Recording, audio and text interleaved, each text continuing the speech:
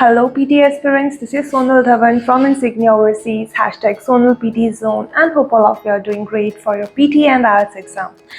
In this video, we will discuss about summarized spoken text, which is the first module of your listening section. बहुत ज़्यादा important module है, not only for listening but for your writing section as well. तो हम इसके बारे में सारी detail बताएंगे इस वीडियो के अंदर. फर्स्ट ऑफ ऑल, आजकल जो एग्ज़ाम में है नंबर ऑफ क्वेश्चंस वो आ रहे हैं 2. पहले एक आ रहा था बट अभी 2 क्वेश्चंस आ रहे हैं एग्जाम के अंदर. Next thing, the time limit for each question is 10 minutes. 10 minutes में आपको अपने आंसर को टाइप करना है. और the last thing which is very important is the word limit which is 50 to 70 words. अब इसमें क्या करना होता है, हमें कंप्यूटर एक लेक्चर को प्ले करता है और जब लेक्चर प्ले होता है तो at that time you have to make notes. आपको इंपॉर्टेंट कीवर्ड्स और फ्रेजेस लिखने हैं और जैसे ही लेक्चर ख़त्म होता है आपको अपने आंसर को टाइप करना होता है.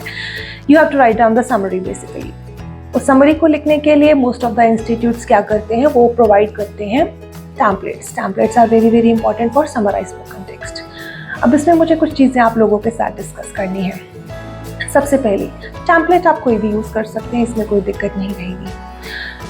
अब इस क्वेश्चन को करना कैसे है, ये सबसे पहले सुनिए कि जब आप अपने नोट्स बना रहे हैं, अगर आप पूरा सेंटेंस नहीं उठा पा रहे हैं तो आप मत उठाइए.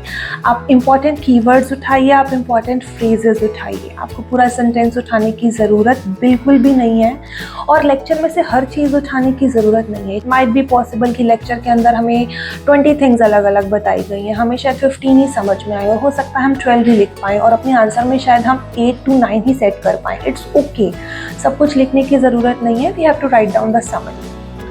नेक्स्ट थिंग, जो बच्चों को लगता है कि कीवर्ड्स क्या होते हैं. कीवर्ड्स इंग्लिश के वर्ड्स नहीं है कि कुछ भी लिख दिया हमने, कुछ भी इंग्लिश का वर्ड लिख दिया, increase, decrease, something like that, approximately, इस टाइप के वर्ड्स भी बच्चों को लगता है कि कीवर्ड्स है. नो, इंग्लिश के वर्ड्स कीवर्ड्स नहीं होते. कीवर्ड्स होते हैं वो वर्ड्स जो कि टॉपिक से रिलेटेड होते हैं. You have to understand that. आप चंक्स लिख सकते हैं. कीवर्ड हो गया जैसे ग्रीन हाउस गैस, चंक हो गया increase in green house gas, और सेंटेंस हो गया कि some of the green house gases trap more heat in atmosphere than other green house gases. तो यस, इन तीनों में से आप कुछ भी लिख सकते हैं, कोई दिक्कत नहीं है इसके अंदर. लेकिन अगर आपको सेंटेंस फॉर्मेशन नहीं आता है तो आप मत कीजिए. नेक्स्ट थिंग, अब आपने कीवर्ड्स या फ्रेजेस तो लिख लिए या सेंटेंसेस लिख लिए. अब आपको मिलता है टैम्पलेट लिखने के लिए. अब टैम्पलेट में हमें अपने आंसर को सेट करना है. हमारे पास वर्ड लिमिट भी है, हमारे पास टाइम भी है कि 10 मिनट्स में हमें लिखना है और 50 to 70 वर्ड्स हमें लिखने हैं. तो एज वी नो कि this module is very much important for listening and writing section. तो मैं पूरी कोशिश करती हूँ बच्चों को ये बताने की कि हम टैम्पलेट का बहुत ज़्यादा यूज़ ना करें. टैम्पलेट पार्ट जो है वो हम कम रखें, लेकिन हम जो हमारे कीवर्ड्स हैं उन्हें ज़्यादा रखें. अच्छे मार्क्स स्कोर करने के लिए आपके टोटल आंसर के अंदर 12 to 15 कीवर्ड्स होने ही चाहिए. अगर आप सेंटेंस फॉर्मेशन कर सकते हैं बहुत अच्छी बात है, लेकिन अगर आप नहीं कर सकते हैं तो आप प्लीज़ मत कीजिएगा, क्योंकि अगर ग्रामेटिकल एरर हो जाता है तो मार्क्स कटते हैं. उसी तरीके से अगर आपकी स्पेलिंग मिस्टेक हो जाती है तो मार्क्स कटते हैं. तो जिस वर्ड की स्पेलिंग आपको नहीं आती है तो आप नहीं लिखेंगे उसको. वोकैब के भी नंबर होते हैं, लेकिन आपको हाई फाई वोकैब यूज़ करने की ज़रूरत नहीं है, क्योंकि वोकैब इतनी ज़्यादा इम्पॉर्टेंट नहीं है यहाँ पर. आप जितना सिंपल आंसर लिखेंगे आपके उतने ही अच्छे मार्क्स आएंगे. तो एक चीज़ तो ये नोट करनी है हम लोगों को कि हम एक टैम्पलेट यूज़ करेंगे, लेकिन हम कीवर्ड ज़्यादा लिखेंगे, हम चंक्स ज़्यादा लिखेंगे, हम सेंटेंसेस तभी लिखेंगे जब हमें आते हैं. अगर हमें नहीं आते तो हम कीवर्ड्स पे, फ्रेजेस पे या चंक्स पे ही रहेंगे. और जो हमारे नंबर ऑफ सेंटेंसेस हैं वो होने चाहिए 5 to 6. मोस्ट प्रॉब्ली 5 में आपका आंसर कंप्लीट हो जाता है, आपकी वर्ड लिमिट पूरी हो जाती है. तो 5 सेंटेंसेस हमें इसमें लिखने चाहिए.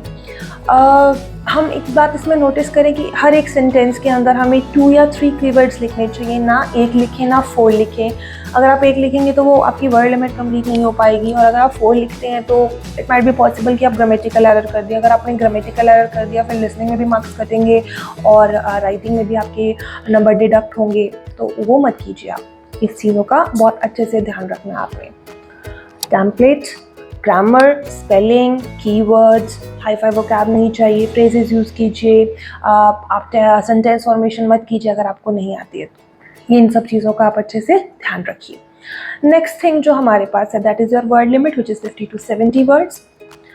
55 to 60 और 65 वर्ड्स आप लिख सकते हैं। 50 से कम होंगे तो भी आपके मार्क्स डिडक्ट होंगे, 70 से ज़्यादा होंगे तो भी अच्छे खासे मार्क्स आपके डिडक्ट होंगे। तो वर्ड लिमिट का हमें बहुत अच्छे से ध्यान रखना है।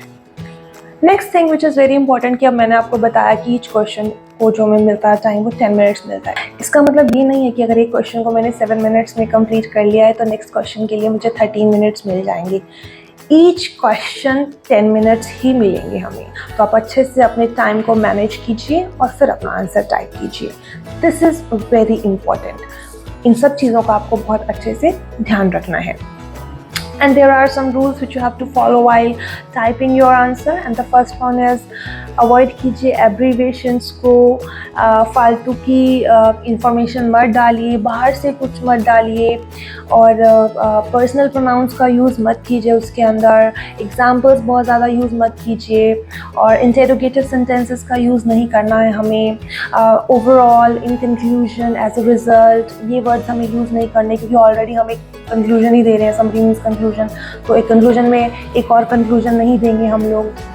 तो इन सब बातों का आपको अच्छे से ध्यान रखना है। और अगर आप ऐसा करते हैं, I assure you will be able to achieve your desired band score.